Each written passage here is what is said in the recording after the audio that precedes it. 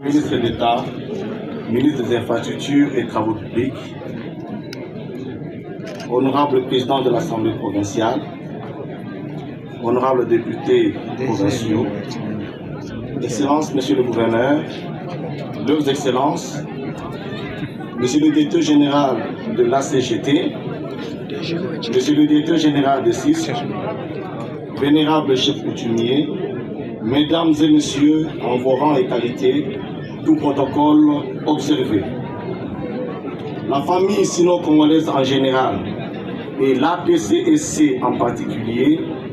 est honorée en ces jours inoubliables dans l'histoire de la province du Kasaï central, en ce qu'il marque le début d'une ère nouvelle dans les programmes sino-congolais, spécialement la reprise non-stop de travaux de la route Kananga-Kalamambouji. En effet, nous assistons depuis un certain temps à une série de lancements des travaux d'infrastructures de grandes envergures aux fins du désenclavement de plusieurs points de notre pays. Aujourd'hui, la construction et la réalisation de l'axe de communication aussi stratégique, à l'instar de la route Kananga-Kalamambouji, connue pour sa portée socio-économique d'envergure dans cette partie de la province, représente une aubaine pour toute la population de ce coin, et nous avons tour à tour suivi tous les détails techniques de sa réalisation qui viennent d'ailleurs d'être déclinés par mes prédécesseurs. Ces jours louables, voire indispensables pour la connectivité de la République démocratique du Congo à la République sœur d'Angola, contribuera très significativement au désenclavement du Kasaï central et favorisera les échanges commerciaux avec impact positif et significatif sur l'amélioration des conditions de vie de la population. Excellences, Mesdames et Messieurs, en vos rangs et qualités, distinguée assistance. Plus qu'une simple route, nous pouvons nous en souvenir. Le lancement des travaux du tronçon Kananga-Kalamambouji avait été fait depuis bientôt 2 ans sans issue heureuse, prévoyant ainsi la construction en terre battue. Mais avec l'implication personnelle de son Excellence Félix Antoine Tshisekedi Tshilombo, président de la République et chef de l'État, nous pouvons vous rassurer que l'APCSC ne lésinera aucun effort à se rassurer de la disponibilisation des ressources financières nécessaires du programme sino-congolais pour que non seulement soit financée cette fois-ci l'entièreté des travaux, mais surtout veillera à ce que les infrastructures de qualité en asphalte suivent pour le bénéfice de tous. Excellences, Mesdames et Messieurs,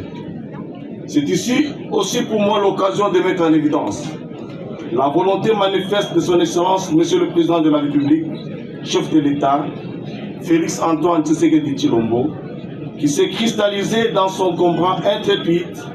pour le bonheur du peuple. Et c'est à la suite des négociations avec nos partenaires de GEC qui ont abouti à la signature de l'avenant numéro 5,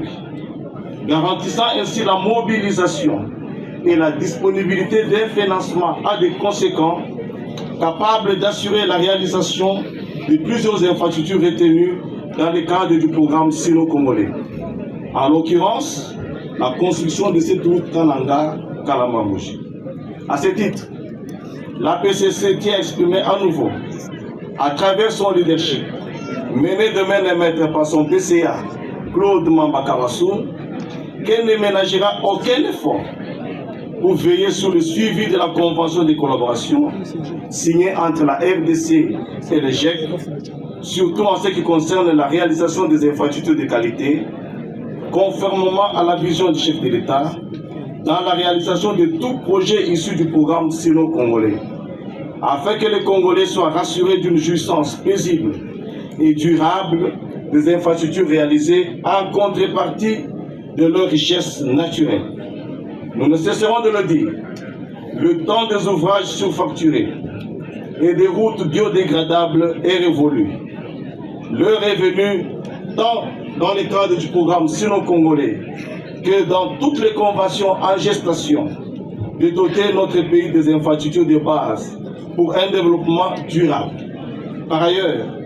autant nous garantissons notre accompagnement à toutes les parties prenantes au projet, autant nous les invitons au plus grand sérieux. Tout ce qui importe au programme sino-congolais, sous le leadership du management de la PCC, c'est le Congo retrouvé. Objectif cher à notre chef de l'État, qui en a d'ailleurs fait la raison des actions et le titre de son ouvrage. Excellences, Mesdames et Messieurs, en vos rangs et qualité, c'est par cet appel à répondre au rendez-vous de l'histoire que je vais clore mon propos